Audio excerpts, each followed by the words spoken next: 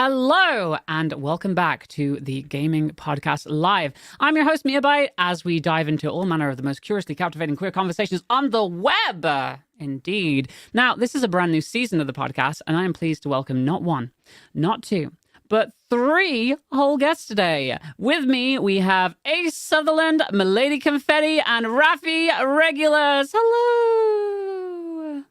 Hi. How are you all doing today? Really good. That was really cool how you grabbed us up that way. That was really exciting. Sorry. Agreed.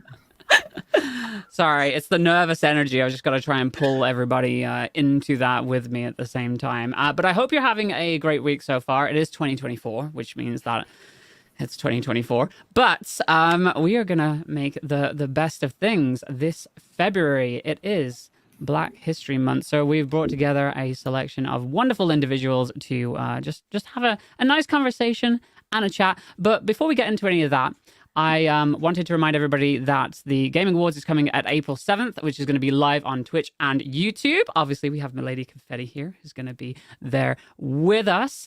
So make sure, for the moment, you keep an eye on socials. And as always, you can keep up with all the latest news and features from Gaming Magazine by visiting us online at gamingmag.com. So a massive welcome to the podcast, and thank you so much for taking your time to be here today. We're going to be jumping into conversation shortly, but I wanted to give you a chance to tell everybody who you are, what you're about, and what is that you get up to in the gaming sphere. So let's start with Ace. Oh, wow. My name is Ace. My pronouns are they, them. Damn, I typically jump into like my work title, which I guess I'll also do. I am the Director of Community Organizing at Equality New York. We're the largest advocacy organization rooted in queer and trans liberation in New York State. I'm also the board chair of Trans Lifeline.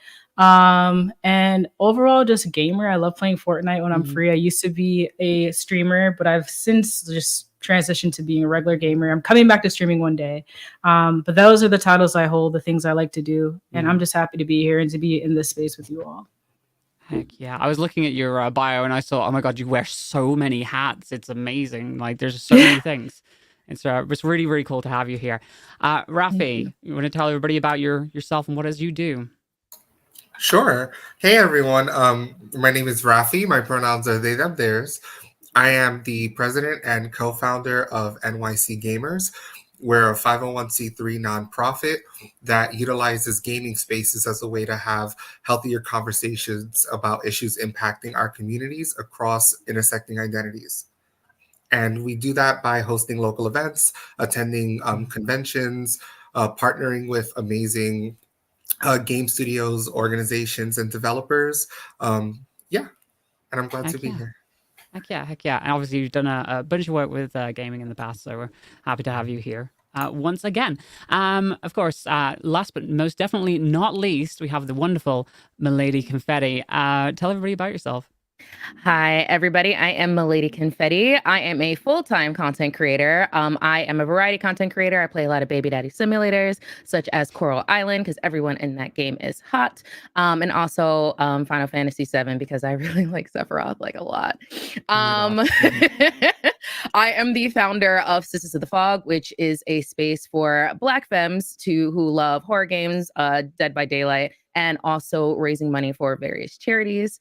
I am going to be the co-host of the Gaming Awards coming up in April. I'm so excited. I'm going to be co-hosting with Deer, who is amazing. And my pronouns are she, her. Heck yeah. Again, what a wonderful collection of people that we have with us today. But yeah, I'm going to push all the questions aside at the moment. I want to know, what games have you been playing recently? What have you been up to currently? What have you been playing right now?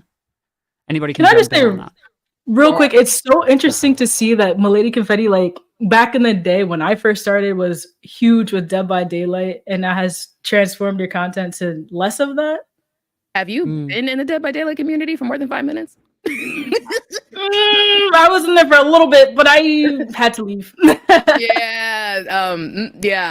I'm still a fog whisperer. I just recently did something with Behavior last week. 2 months ago, I was just at their headquarters. So I do stuff with them. I play a lot of offline, but online is too toxic. I'm trying to exist and be Black in that space. I'm just like, I might actually fight somebody. I've seen some of those conversations floating around the Twitter sphere, and it's not. It's never good. No, I like Right. better. Well, what have you been playing recently instead of Dead by Daylight? Coral Island. Island. I'm trying to marry everybody. I'm not a friend.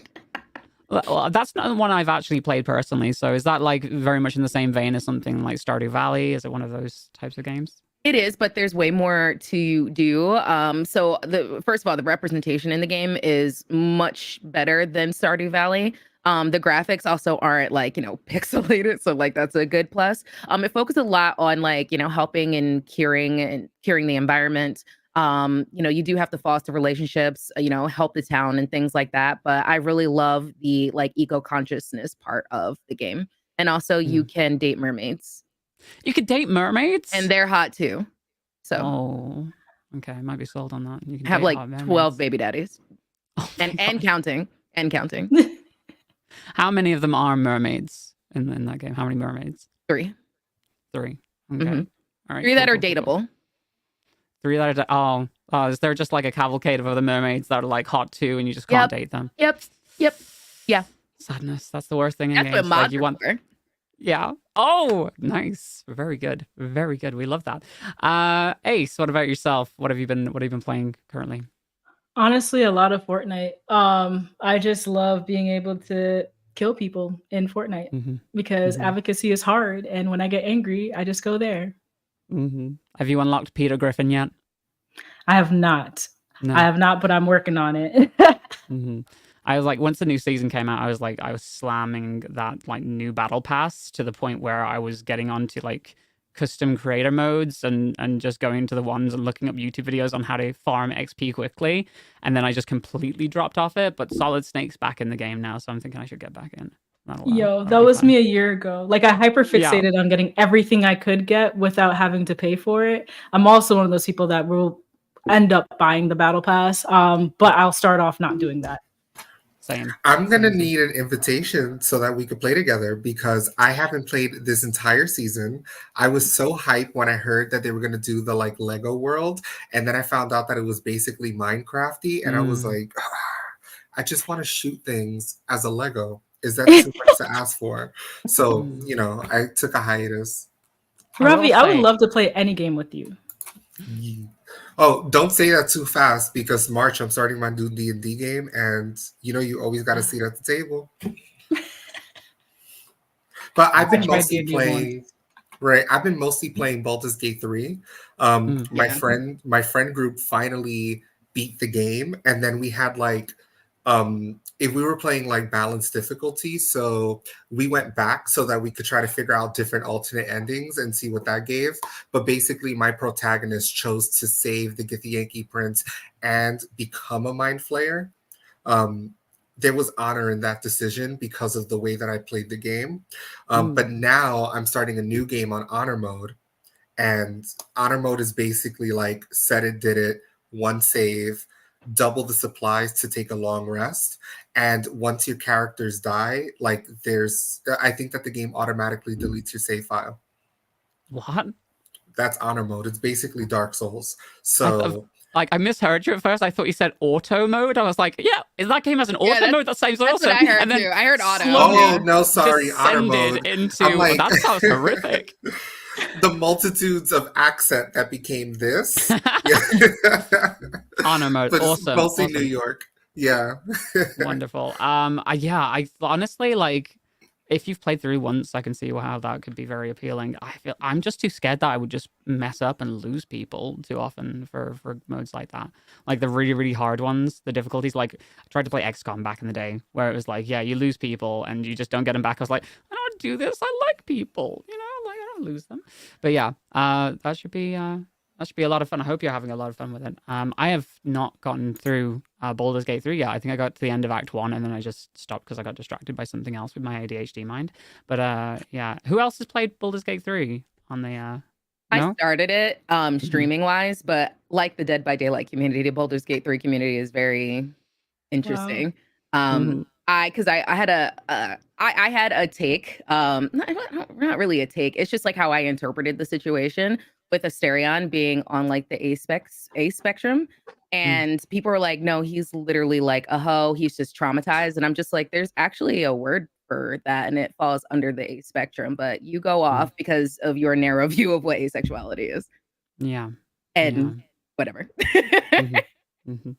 I feel you on that. Yeah, like too many people just trying to just put one thing into a stereotypical box. It's because I was just like, oh, I feel that, like, okay, like I felt connected to that character in that way, and I like made the mistake of talking about it on the internet. I'm like, ooh, dang it. Yeah. So, was that Twitter again or? Oh, TikTok. I'm not on Twitter. TikTok. I left Twitter last year. So yeah. Oh, that was best decision you probably have ever made, to be fair. I've been told, because I hear it's wild over there. Yeah, it's not great. Sorry, Raffy, you were saying? No, I was just like absolutely echoing what you're saying, Milady, because I feel like that's why I'm so careful on my platform with who I'm uplifting or who I'm just like amplifying in their truth. Because, you know, a lot of folks in our communities want representation, but then they want their definition of representation or they want it to be monolithic. And I'm like, crabs in a barrel. Yeah. Well, already, this is some fantastic conversation. We're going to like jump into some of the more structured questions that I had written down. But I'm going to get to know even more, a little bit more about you. Obviously, let's actually start with you, Confetti.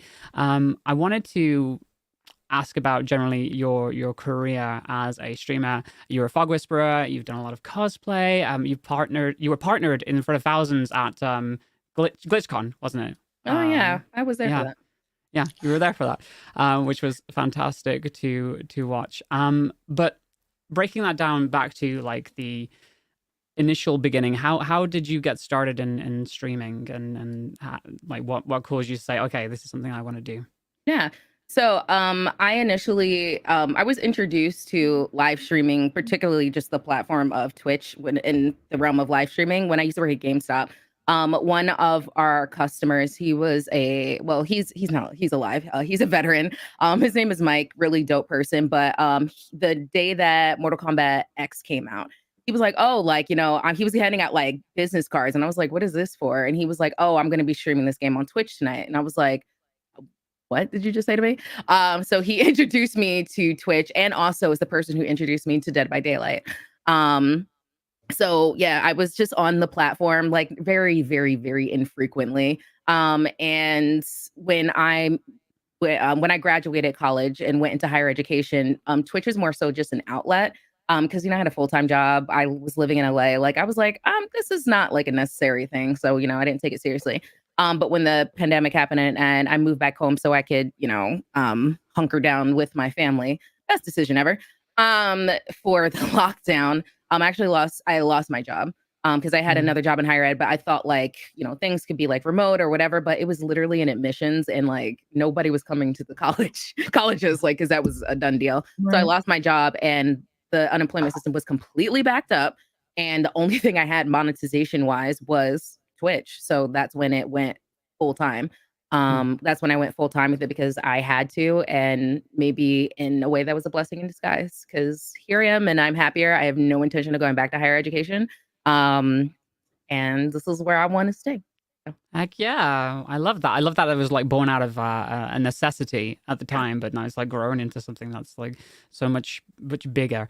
For instance, your Nerdy Magical Girl podcast, I listened to a couple of the episodes. Very, very cool. I mean, like as a host, you're fantastic on there. Thank you. Probably even better than me, which is Year of the Dragon 2024. We're not comparing. We're not comparing. We're shining our own light. So you're a good host, Mia. All right. Yeah, bye. Okay. Yeah. And you are an awesome host also. Thank you. But I wanted to know what has been like the most memorable moment from your series of talks with your different guests that you've had on there? Because you've had some very high profile guests on there too. So what are some highlights for you? Honestly, all my guests were really dope. I spoke to Goofy Wise, which I think was like the funniest one that we did because we have a lot of differing opinions when it comes to anime. Because I just interpret things in certain ways and like he interprets things in his way. And it's like really cool that even though we differ on opinions with certain things, that we still come together because we're anime fans. It's not like, oh, you did this and I'm on this side, so like we can't be cool. Like, no, like I'll hit up Goofy Wise and be like, oh, like what's up? I hope you're good. Like we're really like chill people. So I think I had a lot of fun with him as a guest. Pleasantly Twisted. But when me and PT get together, it's always a hoot. Scorpios and Leos together are just really fun, just fun dynamic. And Sarah Bond was awesome because I think outside of her, I forget which E3 it was. It was whichever one. I think it was 2012. But whenever Aisha Tyler hosted E3, that was like the first time I'd seen like a dark-skinned Black woman like hosting or in the gaming space, period. And I'm like, oh, so like we do exist here. And that was very important representation. And then getting to talk to Sarah Bond, like I was just like, and now she's the freaking president of Xbox. Like it was just such like a cool moment. Like just to see that and just like to know that it's feasible. And obviously we talked before the podcast like aired and everything like that. And I really value the words of wisdom and conversations we had off screen.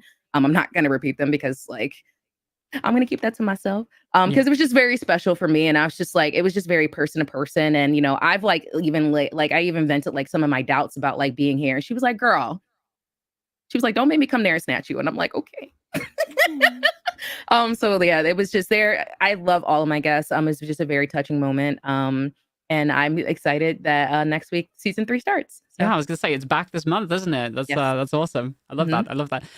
Also, as you mentioned, you're kind of like into astrology, like signs, that sort of thing. Oh yeah. So I'm a Pisces. I don't know if anybody else wants to share what they are. I'm a Leo. Leo. I'm a Virgo, so the best sign. I'm gonna just leave that way. All right. Like exactly well together. You would be a Virgo and the same sign as Deshaun Wesley. So I'm the dumb baby here that doesn't know anything about astrology. So do we gel well all together as signs, or how does that work out? Pisces? Yeah.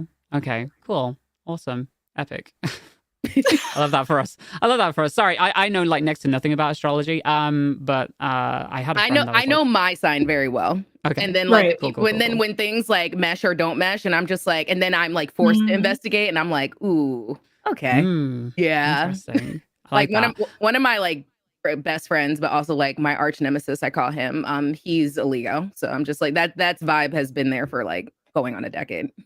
Wonderful. Like one of my truest friends out there. Okay. But don't tell him that. Go to his head.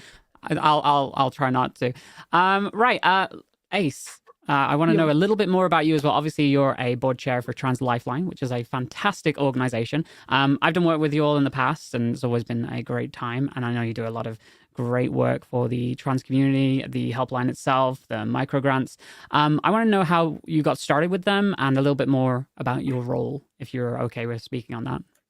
Absolutely. I think not speaking about it would be a disservice because I need people to know that it's possible to be in these positions, right? So I am, as stated, the board chair, Trans Lifeline. I've been in that role for a couple months now. I started out as a board member almost a year ago, last March, I believe. And I came to that from content creation, actually. So I started 2021, January 5th on Twitch under _typical_queer. And I started off hot in advocacy. I started out with the hashtag, the Black tag, and advocating for that and making sure that people were able to see those that look like me in a digestible way.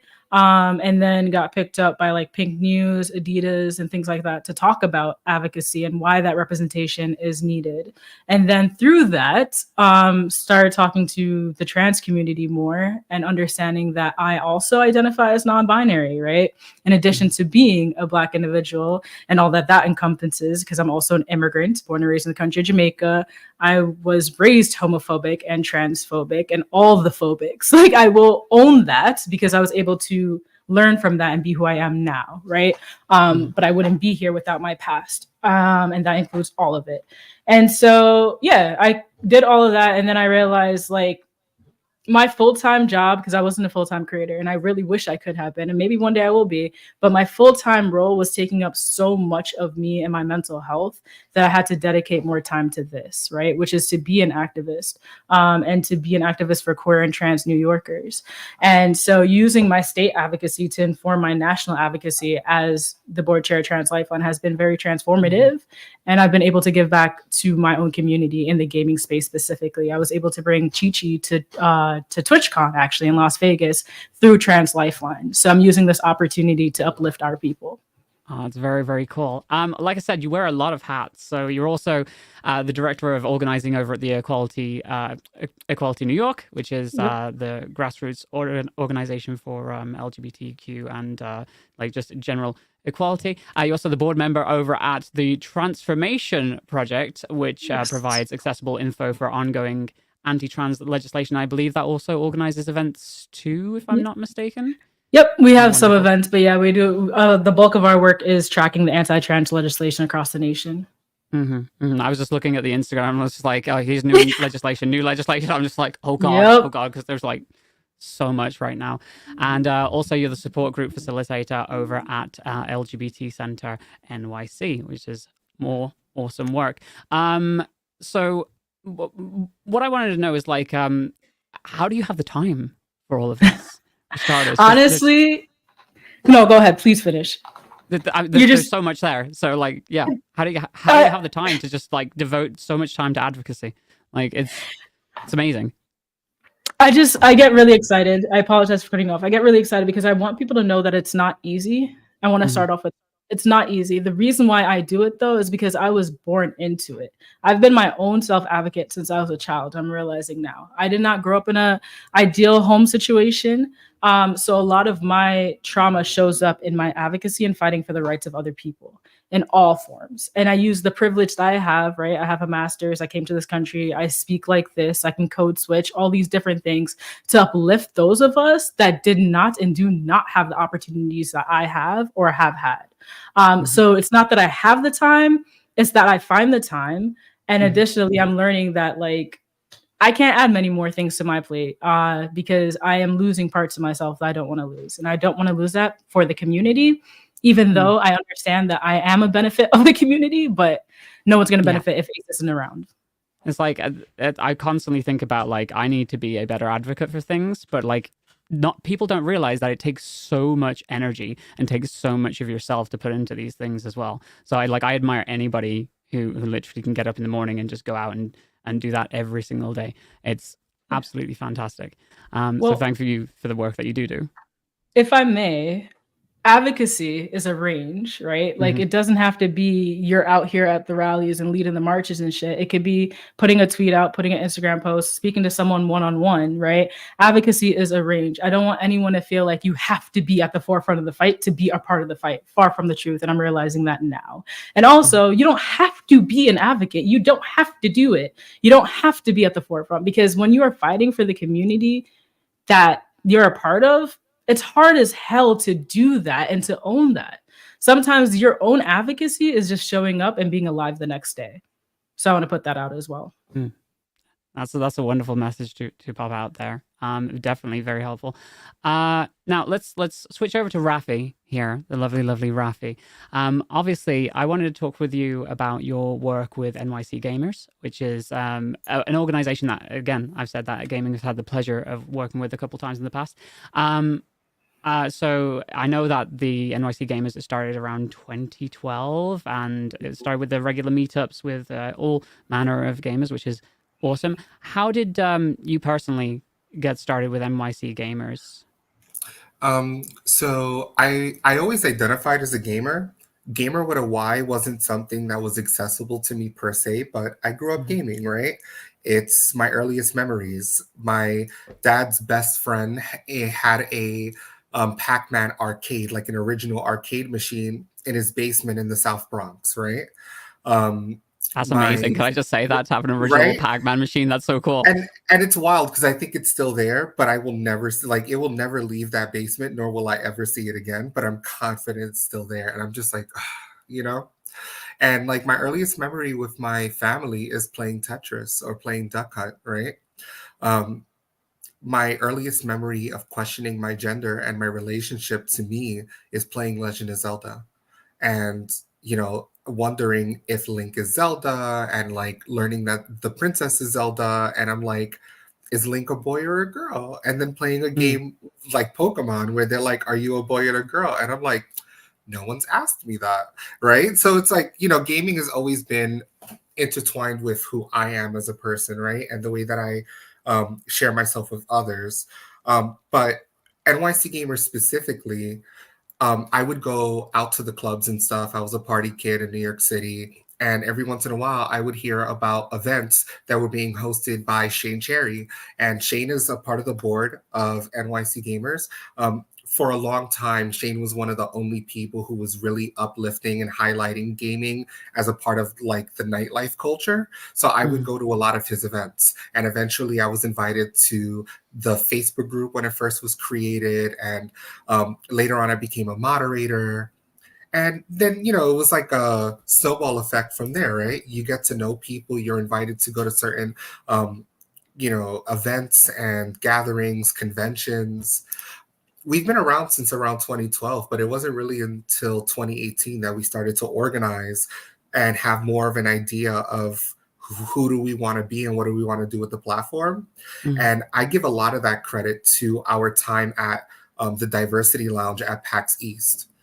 Because I met so many different groups there, and you have this large mainstream organization, right? This like large mainstream convention, I guess, with a bunch of different organizations. But then you have this tiny little diversity lounge with all the like Black queer folks and folks, like you had disability representation and like neurodivergent representation, all these things. It was the first time that I was in a gaming space where I felt like I didn't have to check part of myself at the door. So after PAX, I was talking to my friends and I'm over here like, how do we keep this going? Like, why do we have to be beholden to a $75 ticket and a weekend in Boston in order to be able to like enjoy this? And that's what inspired me to have more of a full-time relationship with NYC Gamers and with gaming in general. I love that. Obviously, you do a bunch of events now. You do your gamer hangouts. You have Gamer Pride coming up this year, and I think you recently had Mixed Nerd as well, which was that a drag show that you all put on? Ms. Nerd is an annual. Sorry. It's all good. It's mix. So like MX Nerd. It's an annual drag pageant. Or pageant that's gamer themed. It's hosted and produced by Shane Cherry. This year we are doing it in partnership and collaboration with NYC Gamers as like, the more community centered nonprofit that is partnering to make sure that, you know how it is. So it's all beautiful, beautiful partnerships that are happening. And I'm excited to be along that journey. Awesome. And is that like, had that just happened? Because I saw it said the 14th for the first. Is that just happened or is it still coming? It's still coming. Yeah, still like coming. Okay. It was a launch. Yeah, you're talking about like a launch event where they were doing the announcements and stuff. Right. That was a launch event. Sorry, I got a bit mixed up there. I have a lot of faith in the folks who are producing that and working together to make that happen. So in my role as president of the board, I'm just staying informed. And I really just want to make sure that our leaders and community advocates have the tools they need to get it done. I don't like to micromanage. And a lot of my focus is on Gamer Pride, because Gamer with a Y, Pride, y'all, that's NYC Gamers, baby. That is our biggest event every year. And this year for Gamer Pride 2024, we're going to make it a street festival. So, really cool. Keep in touch with us because it's going to be popping, y'all. And it's going to be on West 38th Street between 8th and 9th, which happens to be the same street that Coexist Gaming is. And I love Coexist Gaming because the founder and CEO is Letta J. So like, let's talk about community partnering with community and the importance of that. So I'm super hyped for that. Epic. I imagine it's going to be a fantastic time. I wish I could be there. Like, I don't think I've ever like visited. I think I visited New York once as a wee child, but I'd love to go back. It's most likely. I don't know. You live there, so it's a fantastic city. Okay. All right. Well, I'd still like to visit at least once. That would be great. It's Miles Morales. Heck yeah. All right. Okay, let's move on to some questions that are a bit more open for everybody to jump in on. I did want to, obviously, it's Black History Month this month, and I didn't want to spend like too much time focusing on, again, any kind of like Black trauma, because I feel like that gets spoken on a lot. So we're going to try and be a bit more positive today. But I wanted to know if and how has Black History Month impacted your life as queer Black creators? And that anybody can jump in on that. Like, has it had any impact on you? Like, do you, whether through opportunities or just the month existing itself? There's some opportunities that come in. I know since 2020, when people pretended to give a crap about Black people, and now, you know, the true colors are now showing. Those opportunities have been less and less.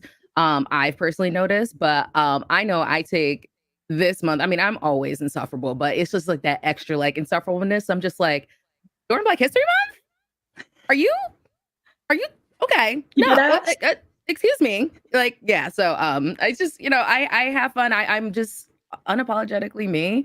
I celebrate me. I mean, I'm Black every day. So, you know, it is what it is. But yes, there have been opportunities here and there. If there are opportunities that do spring up, it's, you know, now asking like for free labor and things like that. I'm like, I'm not doing that. So, you know, I just celebrate. I be me. I do me. And, you know, reparations are due. So, you know, hit up that coffee, period. Absolutely. That was beautifully said. I was kind of waiting for you to go first, friend, because when I was doing mostly the gaming stuff, the opportunities were galore during February, which pissed me off because I was the same person the other 11 months of the year, right? And we as Black people, I wish that people that were soliciting us for these opportunities understood that being Black, like we said, is not a monolith. Like, I'm Jamaican, right? And there's a whole nother conversation I could have about being Black in America as a Jamaican immigrant, right? And feeling accepted or not accepted amongst my peers because of my Blackness and how it shows up and embodies within this body. But let's leave that where it is. So yeah, the opportunities were there, but it didn't make me feel good, honestly. Sometimes I did it because I wanted to get the check, but I didn't always do it because I wanted to do it. Yeah. Yeah. And also want to make the point that sometimes it's always the same 5 Black people. There's a lot more Black people in the world, y'all, especially in the gaming space. So just go find them because we're out here. And we all come in different shades too. So not just that part. One end of the spectrum. Black people can be fat. Black people can be ignorant. Like, Black people can be disabled. Like, look for different types of Black people. Intersectionality is not just a buzzword. It is a reality. Yes. Well, yes. I was in Target last night. Like, speaking of insufferable, I was with my mom because I was getting cat food for my unemployed cat. And and my mom, she wanted to look at the Target Black History section. So she was like, where is it? Because in the front, it's like Valentine's Day stuff. And I'm like, blah. So we're walking around the store to find it. It's all, in at least my Target, it's like all the way in the back. She's like, well, why is it back here? I'm like, Mom, because 2020 is over. They said, they said, put us in the back. Sorry. Nah, I feel you, bro. Excuse me. Can we be ourselves here? Like, it was nice, y'all. It was nice talking to y'all. I'll see y'all later. All right. Steve, wow, this is why we don't. Co-host. Like, this is why we don't get invited to shit. You see that part. But no, I love this, and actually, and this is why I follow you on TikTok because I can't. You better cleanse the timeline. I needed that. But that's the thing too. Here's it: the white women around, like, cause you know, it's because it's all the way in the back, so there's like more people around. They were just like, oh. I'm like, and my mom's like, oh my God, child, I can't take you anywhere. I'm like, it's like history month. I always find it funny too because I'm like, what are non-Black people doing at Target shopping in the Black History Month aisle for? Like, look at the allies section. I'm like, are y'all looking for the Juneteenth ice cream and the like? You know, it gives me the teacher from the Boondocks that's like Harambe. Like, I'm like, what are y'all? What's the goal here? What's the objective? Because it's funny how, you know, we have these corporations that want to make a profit off of something as important to us as Black History Month, right? And like, you know, important, but also we can have a whole nother podcast about it, right? And all year around, day after day, there are so many ways in order for you to honor Black history, celebrate Black present, and invest in Black futures. And I don't see that same energy reciprocated. So what's really good? That's definitely something that when it comes to like corporations, that's I personally noticed for stuff like Pride Month as well, and then that was actually one of the questions that we're going to be moving on to. So maybe it's a good idea to bring this up now. That like Pride Month itself seems like it's just the commodification of the queer community just for that month alone, and the rest of the time that's non-existent. And it seems like that may be like a similar line of thinking that that corporations take during Black History Month too. Well, we've already mentioned that, like that is something that happens. Is there anything else that you'd want to speak on to like encourage, I use the term corpos, to actually give a shit the rest of the year? I'm tired. I'm gonna be. I'm gonna continue to be insufferable with my Black ass. All right, can I curse here? Is that okay? Yes, it's fine. Okay. This isn't a sponsored podcast, so as far as I'm concerned, that's fine. I promise during the Gaming Awards I won't be. Okay. Well, Deer will be like, reel it in, because Deer knows me so well. I like being insufferable. Like, it is what it is. Like, you know, I'm gonna be out here and I'm gonna be loud and I'm still gonna be Black. What you gonna do? Take away my sponsorship? Like, what are you gonna do? And I only work with people who honestly, genuinely accept that. Like, I work with Logitech, who like accepts that. Elgato, my Elgato partnership manager, Michael, he was like, girl, I just love you. I'm like, well, you better. Shoot, where's my check? So yeah, just be unapologetically me. My bills is due. My cat is hungry. Mm-hmm.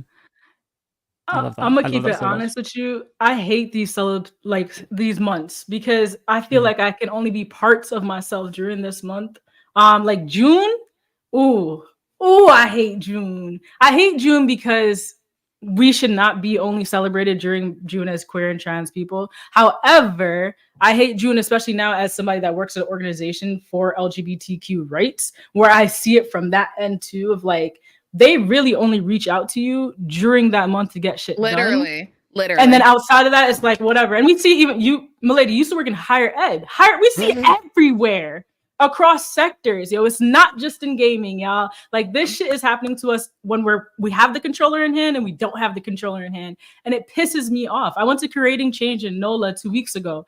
And that was one of the only I need to go. We need to Bro, go. I had Gator Bites, bitch. Gator Bites? Yes. Fire. And NOLA made me feel at home. Yes. Like, it felt very Caribbean. Beautiful place. It's a very beautiful place. It was my first time. And I felt like, damn, I could really be here. And then at Creating Change, there were so many Black queer people that I felt like I didn't have to turn down or be digestible for my white masses. And that is rare as fuck. Because oftentimes when they're going to put something like give you money, they're going to give you rules and regulations to be within their own box to earn that check. And I'm tired of that shit, which is why I focus more on the full-time jobs.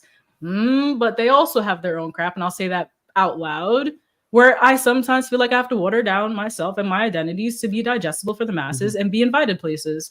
Yeah, I mean, we had a conversation just last week about authenticity. And how a lot of the time Black people don't feel like they can be their authentic selves in these situations. They have to be like digestible. Is that something that you wanted to obviously you're speaking on it now? Did you want to specifically specify, just generalizing, like speaking on that more? Like what that means?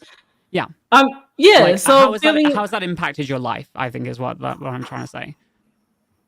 Is that something you generally wanted to share? That's a big question. I don't mind sharing it. It's a big question. My whole life, right? Start at the beginning and then to now. Go. Back in 1994.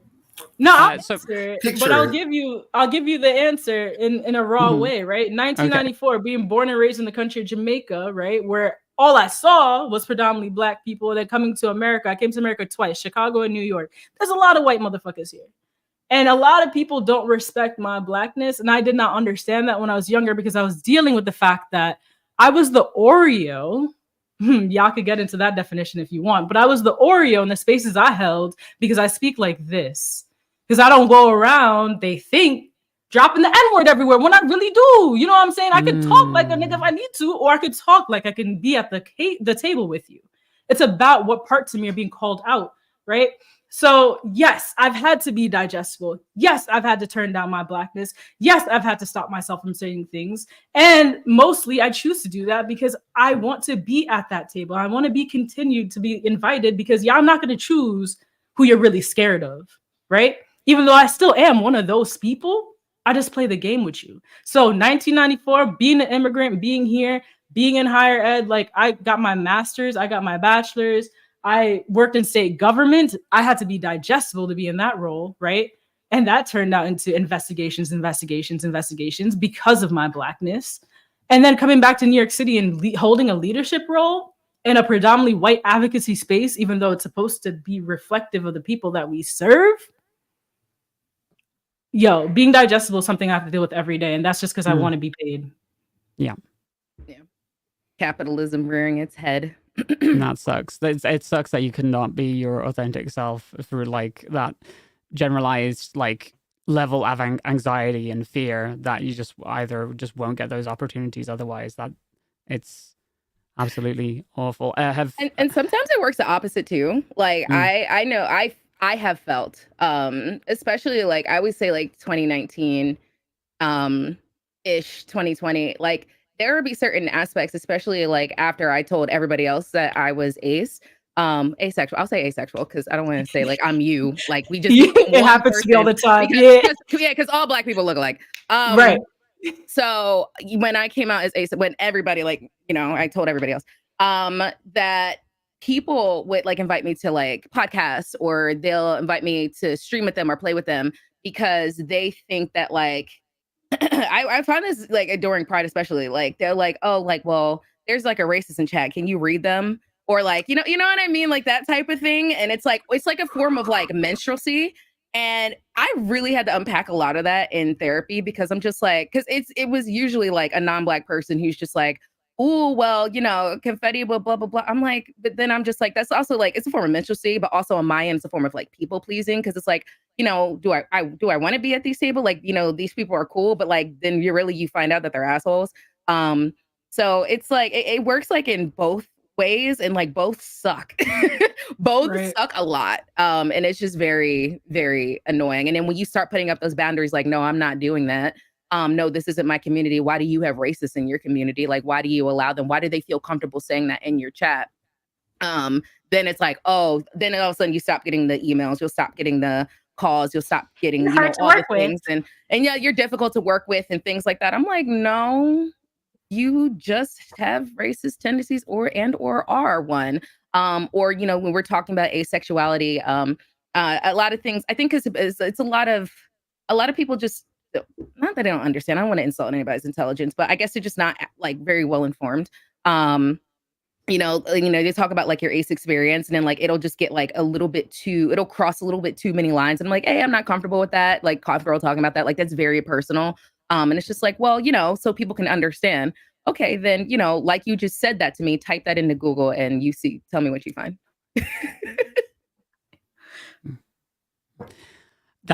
Sorry, that's a lot. That's a lot to take in, but I feel like it's a conversation that definitely needs to be had. And you're obviously absolutely welcome to be your authentic self here. We don't. I will hope so because y'all invited me back. Yeah, that part.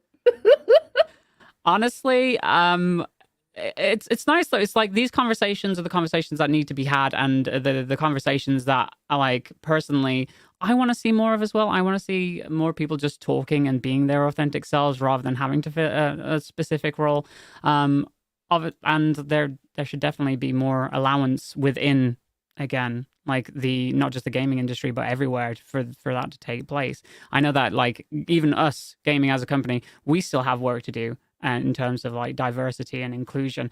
Not I'm going to try and jump on like tooting our own horn. I think everybody does. And it's something definitely to keep in mind. So moving on, as creators and advocates that are both Black and queer, are there any conversations surrounding that intersection that you feel aren't happening at the moment? Is there anything that you would have brought up that hasn't been mentioned? I will name this. I have a note here because I want to make sure that I get it right. But I feel like I've just been saying this once a day for the past 2 weeks. But there's a legendary icon in our community that passed away about a week and a half ago, A. Billy Jones Hennon. And he's credited for having co-founded the first national organization for Black, lesbian, and gay folks in like ever, right? And I think about what it took, and I think about his story, and then I think about other icons like Bayard Rustin, and I think about a lot of my go-to like heroes and ancestors, right? I think about, I mean, list goes on. But the reason why I bring it into these conversations is because too often do I see a kind of like firewall between Black History Month and Pride Month. And too often do I see this firewall between my Blackness and my queerness, and I guess the illusion of Latinidad, and how that has a lot to do with that too, because that's a whole nother conversation. And and it's exhausting. It's honestly exhausting.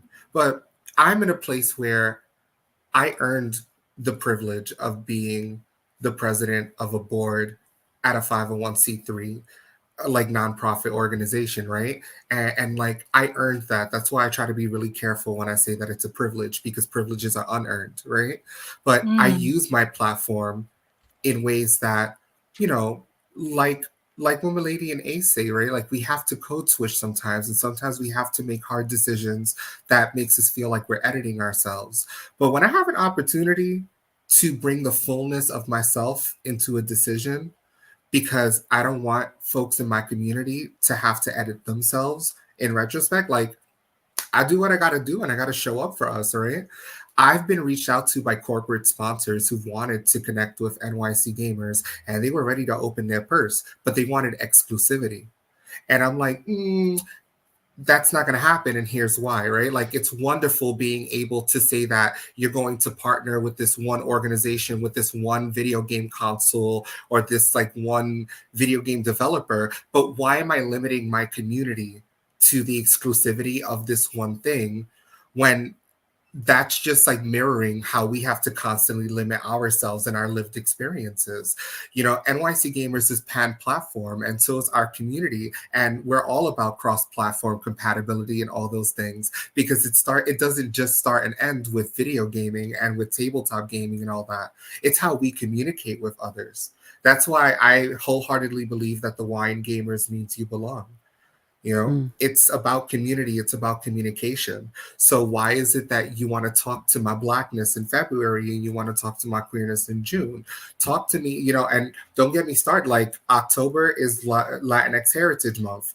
I always get invites specifically for that.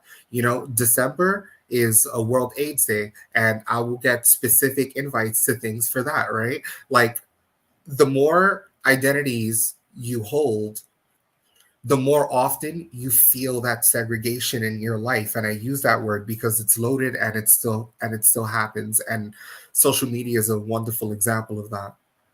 And I don't want to take too much space on it, because then I just get on my soapbox and I sound like Huey Freeman. But it is the reality of the work that we do. It's like, it is exhausting. And when I have an opportunity to say, fuck y'all, I'm going to be selfish, I'm going to do that. And when I get to live life uninterrupted, I'm going to be that. And I guess the way that I hold myself accountable to my own proximities to privilege in that matter is that I'm being really mindful of who I bring with me. And whenever I have opportunities, to uplift them, because I don't always have to be the one at the mic. I think that's... Sorry, go ahead. Sorry. No, go ahead. No, you go ahead. No, Ace, you go ahead. It's Black History Month. Exactly. Yo, real, thank you.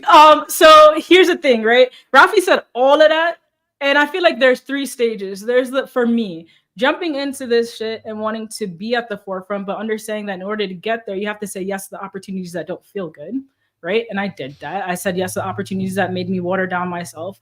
And then the third, before I talk about the second, because that's the stage I'm in, is like where Milady and Raffy are at, where they don't give a fuck and they could choose the opportunities that feel good for them.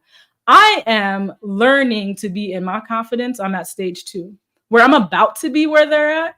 But I'm like going through like being in therapy every week of like feeling comfortable in my blackness, feeling comfortable in my queerness, all this shit, because I'm still dealing with the ramifications of like people that look like me and the people that don't look like me telling me I'm not shit on a daily basis. When I started on the Twitch shit and people were like, oh my God, the hashtag black tag, whatever the fuck, all this stuff. And like, Ace is so cool. Ace is this. I'm doing the bare minimum, what I thought was a bare minimum. But they platformed me for the one thing that they platformed me for the advocacy that I didn't want to be platformed for. I just wanted to see the cause through. I didn't want to be known as the kid that advocated for that shit and just that. I wanted to be so much more. I'm a great creator. I like streaming. I like playing games. I like talking to people and talking about social justice issues. Yes. But I just feel as though I had to be a part of that. And hundreds of people doing the hate raids and shit. I'm still dealing with that 3 years later. And seeing that happen in real life. In different forms, right? Sometimes that's your boss. Sometimes that's your colleague. Those microaggressions are really aggressive, y'all. So I also don't think we talk enough about that second stage, right? How we build up our leaders to be Raffy, to be Milady Confetti. How do we get them there? And also, it's not the responsibility of Milady and Raffy, right? There's so many things happening at once. I don't know how to go about it just yet, but I'm thinking about it on a daily basis. How can we uplift our people that aren't there yet, that want to be there and are just dealing with a lot of harm? Who do they go to? I'm dealing with that right now. I will say, Ace, because I will say for me, I'll speak for me because I don't, because I don't know. Sometimes I give advice. Can I just pause for a minute? I love how like real we got like first, and it all started at Target. That part though, that part. I think for me, I know because last year I just went through something that was very diabolical, and I know when I left Twitter, there was very few people in my circle because my circle is very small. That's number one. I know that's probably a Scorpio thing, like off the bat, but like I would tell you, my circle got smaller. And the people who noticed was, like Pleasantly Twisted, my arch nemesis, who I love to death, but he also knows me IRL. And Critical Bard and things like that. And they were just like, "Are you okay?" And I'm like, I'm not. And I honestly, even though I knew I had them to lean on, I knew I also had to take the steps to like heal myself. Cause like, I will speak for me, like as a dark-skinned Black woman, like no one's coming to save me. Nobody gives a fuck about me. And like, I know people are in my chat who, adore me and all the other stuff, but like, this is, I don't mean it in a way to like distance like their care or anything about me, but like in the reality, like no one gives a fuck about me. And it became very, very apparent. And I was just like, I'm done. I got to the point where I'm fed up. I'm sitting in this room crying every single day. When I go live, I'm depressed. Like it like, I was just like, I have had enough. So what can I do? I was able to get myself into therapy. I was able to, because I had to work on myself. I took up running because like I had to get away from this. Like I had to, because I was just, and I stopped like taking a lot of deals. Like I was struggling. I'm still struggling financially. Like I had to take those steps because I had to be my own hero. And it sucks sometimes because people are like, well, if you need help, like reach out. A lot of people say that shit and they don't mean it. And especially more for Black women. And especially if you're not like the Black woman that's attractive enough that you want to fuck. Just keeping it real. So, me a fight. Can I just say? But like I'm being so like thing is like that's what I had to do. No, so now it's like I wasn't like Michelle Obama said like I'm a recovering like people pleaser. Same, like same. Like I really had to do that because it's like I fell into a lot of things where I'm just like I understood the work that I was doing because but the thing is like with like especially like a lot of Black folks, we have to be advocates for ourselves, but like a lot of us don't get a fucking childhood. So I'm just so when the fuck do I get to be happy and thirst over Sephiroth and our 8 baby daddies? When do I get to marry Anakin Skywalker? Y'all leave me alone. My choice in men is shit. So you know what I mean? So like when I say like when I got to the point of like, fuck it, And like, I'm not doing that anymore. And like, you know, of course I'm going to speak up on things. I use my little cozy games of Dead by Daylight as a pipeline of radicalization. Yes, we going to be out here. We still going to be out here doing stuff. We still going to be out here talking on issues. But I do get to have fun in my life. I do get to have joy. And the thing is, if you're not about that, then you're not about me. I am a whole person. The thing is with a lot of white people, they like Black folks and they like queer folks and all the other stuff when it benefits them because it gets them Twitter clicks. Fuck you and your fucking Twitter. Fuck Can you. we get even more Fuck real you. though, Milady? Like that. Thank you. I was hoping you were gonna get there because that's the shit, right? Because when I started in this space, yo, I wish I had Black people that took me under their wings, right? There was a lot, and I will not name names. Not going to use this platform for that, but there were some Black people out here that just didn't want to see another Black person thrive. And that also hurts, right? And then people talk, the people that are talking shit, and you could see it fumbling in communities. I noticed it to the point where I literally went to a spot that Milady and I were in the same space. I went up and I apologized for harm that I caused 2 years ago, right? How many people are doing that? I didn't use that moment to go on Twitter and say, oh my God, I apologize to Milady Confetti, like my tweets or shit. There's a lot of people that are out here that aren't humble, right? Are not taking accountability for the harm that they cause and are not uplifting the people that look like them. And I'm sick and fucking tired of all of it because it is exhausting to feel like the only one when in reality, you are not. They're just siloing us from each other. And it's heartbreaking. I want to get emotional. I want to cry because it hurts. And we lose so many great creators because of that. Oh yeah. And it's like, and the thing is like one thing I love Pleasantly Twisted. If you ever do another session, Mia Bite, like please invite Pleasantly Twisted on. Like they are a dope creator. Like I know they're great. And yes, legally I have to say that they are a Leo. Whatever. But like honestly, like without them like at my back, because I was like, I'm ready to quit. Like fuck this shit. Like I was on like the delete button on my Twitch. Like I was about to be gone. And they were like, you are not going to do that. I will literally fly from wherever the fuck they are to Jersey and be like, you're not doing that. Like, we're going to get this shit together. And the thing is, like, I understand that I'm one of the lucky folks to have people in my corner like that who are willing to do that. Witchy Twitchy, another person. If you do, I don't know if you do like an Indigenous podcast. Who is Witchy Twitchy's great. No, a very, very long time. Yeah. And like, she was just like, I actually just saw her in New York City because she was like, you know, because we need to talk because we're gonna break this shit down because she's going through it, I'm going through it. So it's just like, well, shit, Native and Black lives, like we fucking together, we in this chugging together, so let's do it. So like, I'm lucky to have people in my corner, but you know, even though my corner is very, very small, like I'm lucky to have that, and I would do the same for them. So I like, the thing is, it's like I don't know what it takes to have that people in your corner, but like I'm very selective with who I let into, and sometimes there's snakes that get through because we're human and things happen, and I'm not a freaking detective. I don't got time for that. But I will say therapy is like my biggest proponent, and having people who are genuinely there for me, that got me to the point of fuck it. Mm-hmm. Yeah. I think what's the hardest part about it all is, and I'm going to speak from the eye because this is like my vulnerability right now. It's like the people that I feel most connected to in our communities are those who are holding on to the most, right? And they have the most to lose, and yet they still have the most resilience in that. Like, a lot of folks don't know about my battle with mental illness because I don't always allow that to show the fuck up, right? Yeah. And a lot of folks don't know about my history of anti-Blackness in Latinx communities and, you know, how that intersects with my queerness and, you know, shit. You know, in the middle of protesting in 2020, I had to get in a car with a group of friends and go down to Florida and just like unplug and disconnect for a few days in the midst of a panini, like all of that shit, right?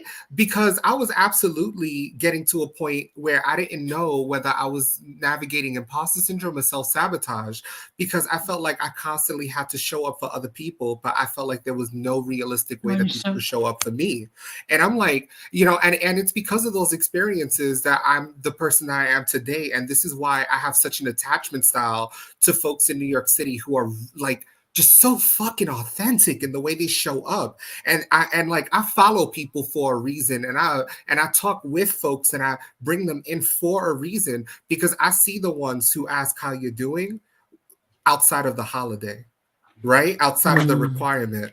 I see you when you ask me if I'm hungry and we ain't nowhere near Thanksgiving.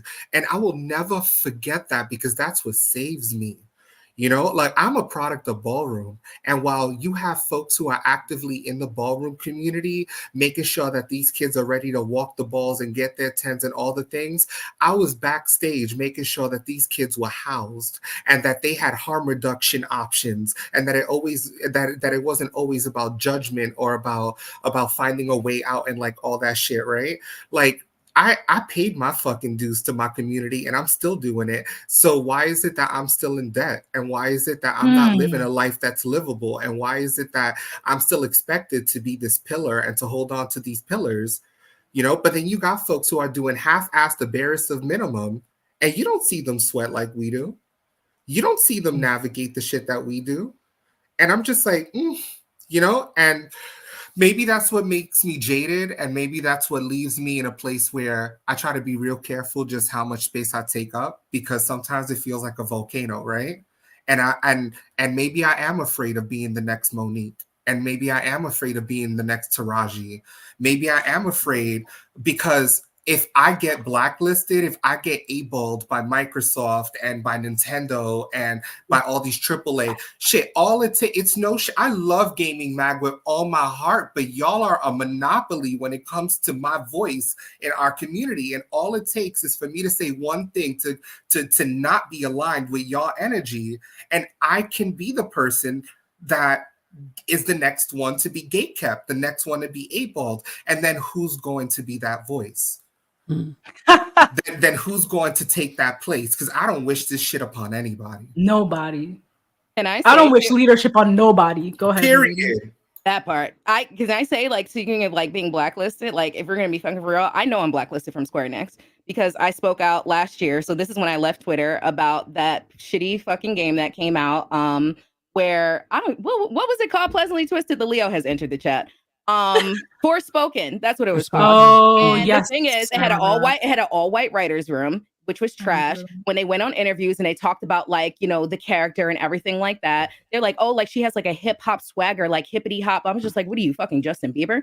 And I was just like, and I said something. I was just like, this is trash, blah, blah, blah. And, you know, it sucks because like when I said that out loud, I was just like, one, that was the last time I did something like that because I left Twitter. But like, I was just like, I said something, of course, like it went on, you know, all the wrong sides of the internet. And honestly, when it came to within our community, I stood very much alone. It was very few people who said, hey, like, no, she has a point. Because why does this writer room look like this? Who are the people getting paid for this? Like, why are certain people like silent on the issue that look like me?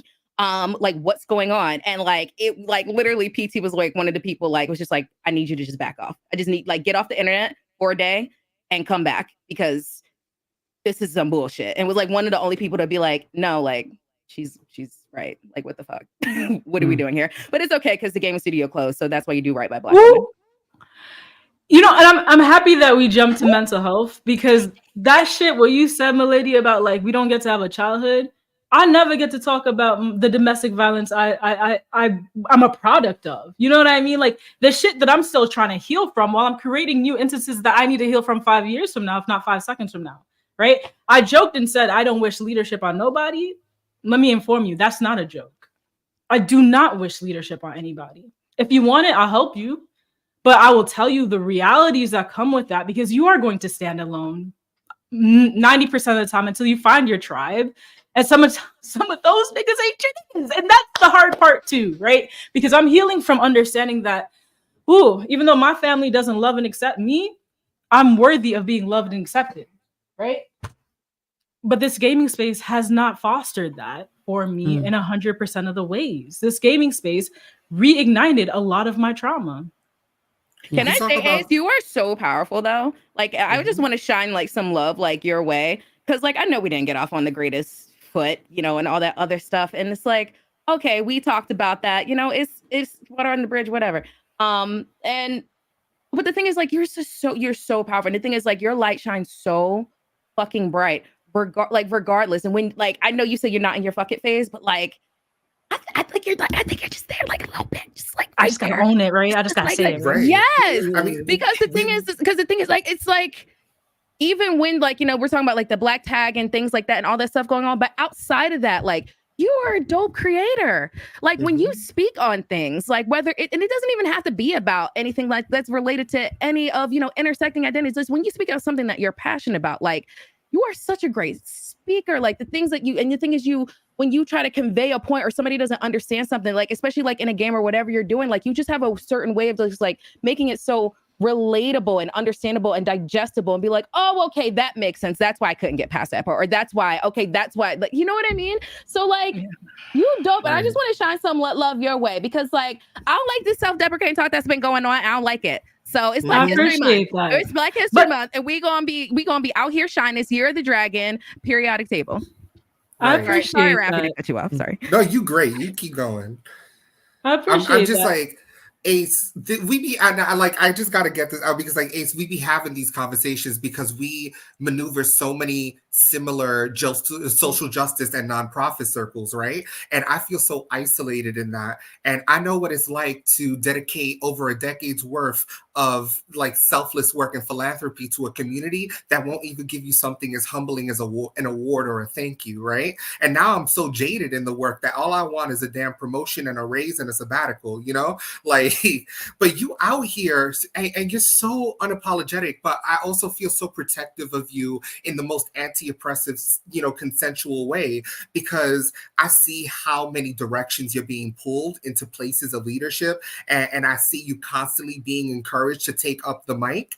And I'm like, but how many of those bodies are going to protect you when the shit hits the fan? And that's the shit that scares me. And that's the shit that pisses me off. And that's why you see me collecting us like Infinity Stones, because all we got is each other, you know? And like, we know who real recognize real. And we know who's going to hold it down when respectability politics say, not too much.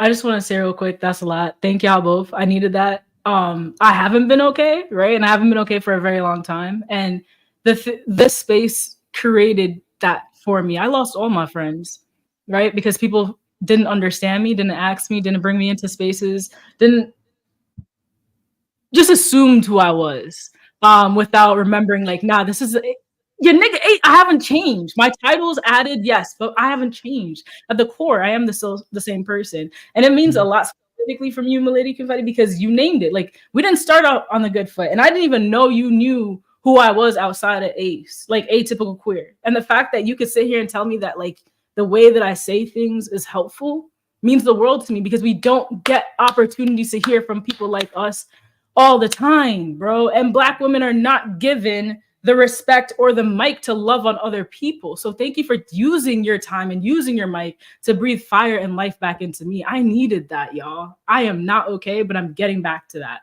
And I also you can always reach out to me. Because the thing is, when Boston, when we talk, because you said the same freaking thing in Boston. Yeah, I think is I might not DM you right back immediately because I'll be watching Star Wars because I love Anakin so much. So it's like, you know, I will get there. I'll get back to you. Just reach out. It's okay. PTB texting me. I don't be getting back to them for like a damn week. So, you know, it is. I just gotta pick up because they're in the chat. That's real. So I will mention, because I didn't want to stop any of that because it's absolutely fantastic. That was fire conversation and definitely something that needed to be had. We are about 10 minutes past the time that we initially set up, but if you're willing, if you're okay with it, we could go a little bit longer. We'll just finish this out on a couple of things in our final section, if you're okay with that. Oh, I'm good. Epic. Awesome. All right, so let's switch because you talked about like some more other positives there and other creators. I did want to ask as a final question before we jump into our final segment: are there any other creators that you absolutely adore who are doing like who you feel need more attention? They're doing great work. I feel like I bring her up every time I'm asked this question, but Tanya DePass is a hero to me. And like, I don't want to over glorify her, but like the way that I legitimately would not feel like these spaces and these conversations were accessible were it not for Tanya and for I Need Diverse Games. And like, even now, like I have this is like my comfort object. I know we're going to do this later, but like, this is my favorite dice bag. and I won it as a raffle from INDG, right? And like, shout out to anybody who's ever been shout out to anyone who made it so that these spaces and these conversations were accessible for me, because had it not been for y'all, I can't even begin to imagine where I'd be at right now. So Okay, we love Tanya here. Yeah. Go ahead. Oh, I think I feel like I talk too much. No. Never say that. Like this, I've just been sitting back on the sidelines watching you go. It's Well, it's yeah, been man, fantastic. it's Black History Month. No. Exactly. Nah, facts though. Listen, I'm a white woman. Oh, I no. know where I'm at. Okay, I know my place. Know your place. Yeah, come on, white we woman. Sorry. have, we have some critiques and the delegation. If you want to be the token white woman, let me know. All right. Keep that in mind. I've mentioned them like a bajillion times, but Pleasantly Twisted, who is I legally have to mention that they are Leo, is literally amazing. Is a game dev, a Black game dev, literally out here representing and doing the work. Absolutely amazing creator. Does a lot of JRPGs, try hard games, plays a lot of Dark Souls and like stuff like that. And I don't get it, but I'm just here for a good time. They need to replay Eternal Sonata though, because I just love that game. Die Hard Diva does a lot of things in the horror space. Die Hard Diva like is also a fellow Fog Whisperer. But yeah, she does like a lot of movie reviews, a lot of horror things. And she's honestly great. She's also a cosplayer. She's a great makeup artist, special effects artist. She is one of the hardest working people I know. She also loves Disney. I think she was a former Disney cast member. And just overall great. Critical Bard, honestly, like just doing such great work in the tabletop space. Like these are literally like my peeps. Like I know, like I'm very biased toward them because like I am honored to be able to call them my friends. Miss Ash Rocks, who is out here just killing it. Another Black game dev, is a community manager for Wildflowers and is out here killing it on TikTok.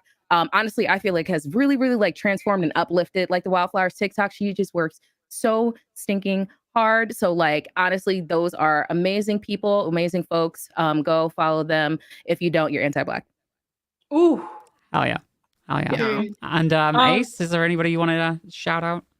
+1 to everyone that was said, especially Miss Ash Rocks. Ash, like, I'm gonna be honest with you, like, there are some creators that I was just nervous to be around and be in their space. I'm like, yo, you the top of the top. Like, you're the elite to me. And she remains so. But she's also very humble. And she'll stop and again breathe life into you. She did that to me for TwitchCon. It was just like, yo, you are Miss Ash Rocks, and you're taking a second to say something to me. Who am I to you? And she'll always remind me that I'm worthy of so much more than I think I am. So definitely want to uplift that. Also want to uplift Chi-Chi.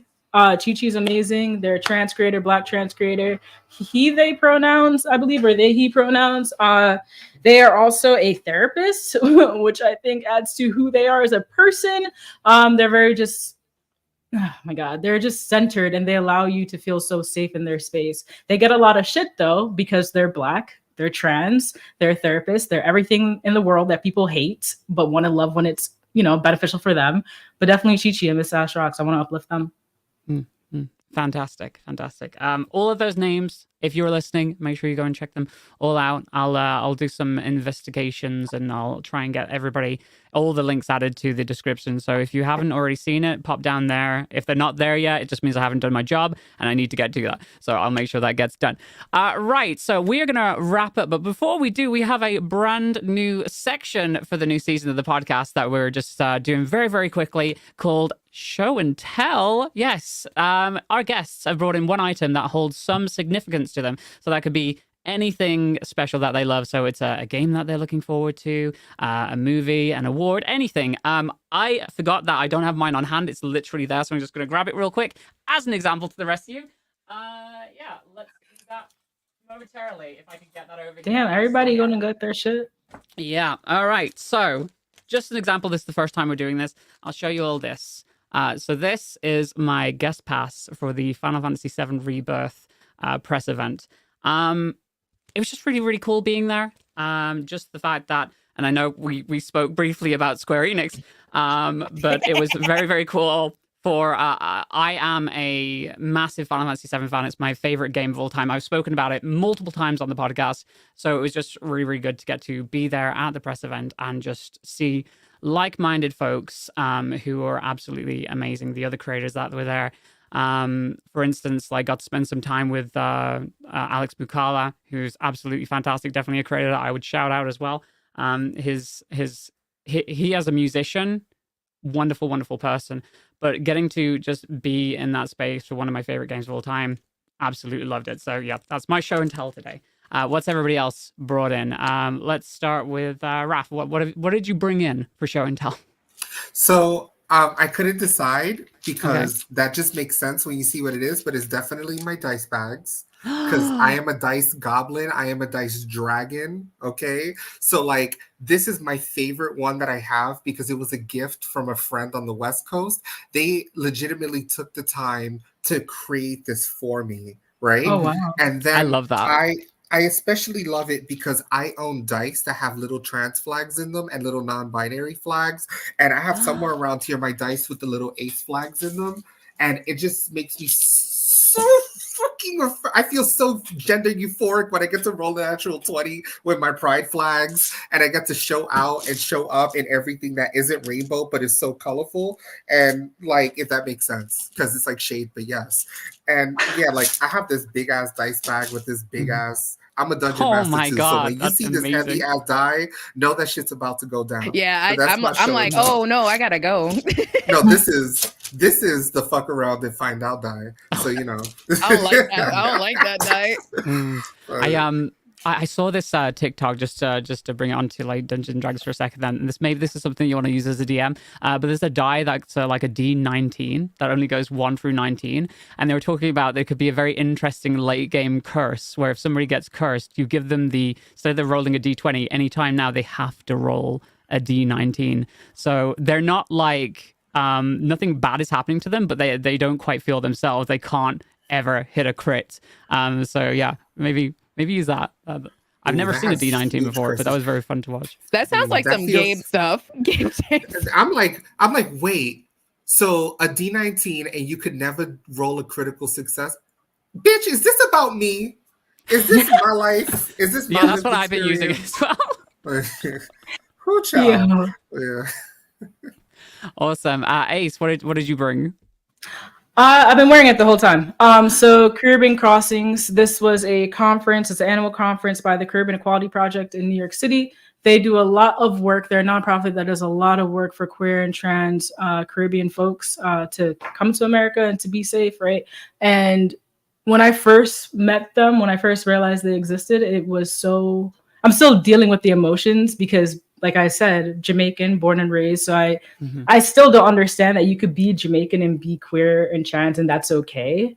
So Caribbean Equality Project just helped me with that. And then they invited me to be a speaker at their last conference.